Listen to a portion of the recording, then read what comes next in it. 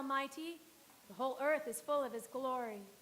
At the sound of their voices, the doorposts and thresholds shook, and the temple was filled with smoke. Oh, woe is me, I cried. I am ruined, for I am a man unclean, and I live among a people of unclean lips, and my eyes have seen the King, the Lord Almighty. And then one of the seraphim flew to me with a live coal in his hand, which he had taken from the thongs of the altar. With it he touched my mouth and said, "See, this has touched your lips.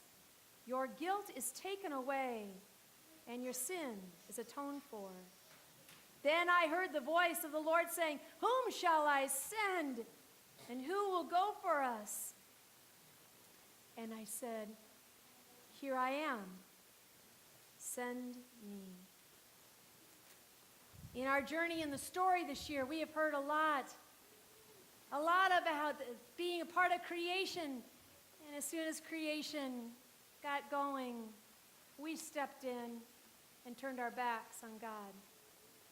We've heard over and over again that they needed someone to not only turn their hearts back to Christ, to God, but also to remind them, you know better.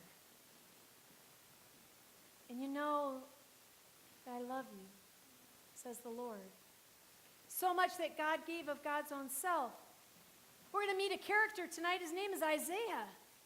Isaiah would have been living in about 400 years before the birth of Christ, if not farther back. And you know what happens with Isaiah? He proclaims something amazing. Isaiah tells us who's coming. Isaiah, in chapter 53, he starts talking about this young boy will grow up like a tender shoot and like a root out of the dry ground. He won't have beauty or majesty to attract us to him. Nothing in his appearance would make us desire him. He will even be despised and rejected by us. He will suffer and feel pain. And like the one hidden from their faces, he will be despised, and we will hold him in lowest esteem. The story goes on. You've heard it before. And if it's your first time to hear it, it is sweet as all can be. For not only does Isaiah tell us that we will be saved, Isaiah tells us the whole story on how. Interestingly enough, how many years he shared this story with us long, long before Jesus appears on this earth.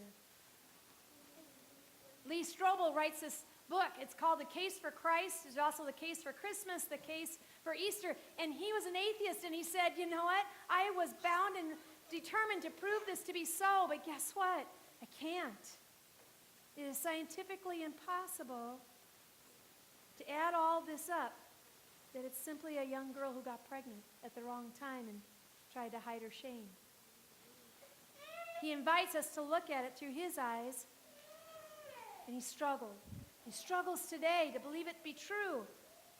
But then we have this psalm, this beautiful psalm that we read tonight, written even earlier than this, and it says, I lift up my eyes to the mountains. Where does my help come from? My help comes from the Lord, the maker of the heaven and earth. He will not let your foot slip. He who watches over you will not slumber. God is with you, knowing you, even when you don't want to know him.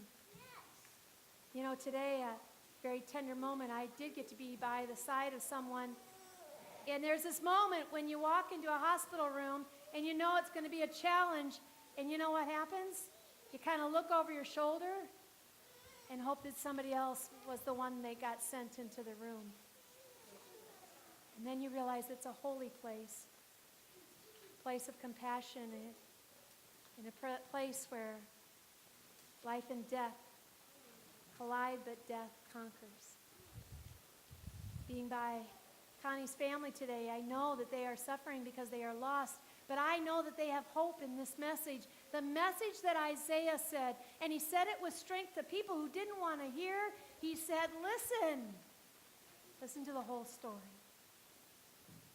Make sure you listen all the way through and don't miss this. Jesus Christ has come to save the world.